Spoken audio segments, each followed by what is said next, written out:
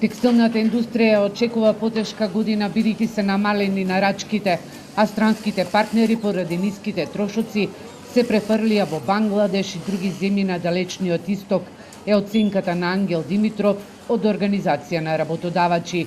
Димитров забележува дека македонскиот текстил ја изгуби својата конкурентска способност во однос на земјите на далечниот исток, каде што платите на работниците се $150, иако продуктивноста на македонските работници е повисока за 30%, но платите во нашата земја се повисоки за 300%.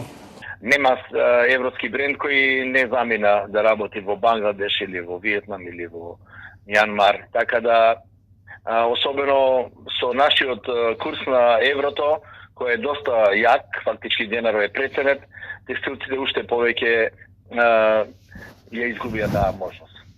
Димитров посочува дека на македонската текстилна индустрија потребна и е помош од страна на државата, но колку што вели, свесни се за ограничените можности, бидејќи македонските фондови се празни.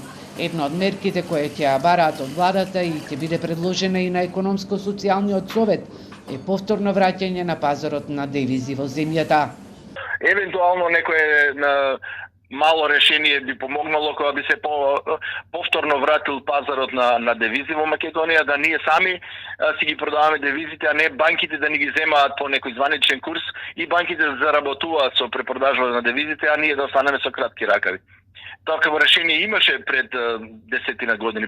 Според проценките на бизнис секторот во текстилната индустрија се бележи најголем пат на бројот на вработени и во оваа индустрија останаа да работат 20.000 работници. Лани беа затворени 10 конфекции и тоа речиси сите во Источна Македонија.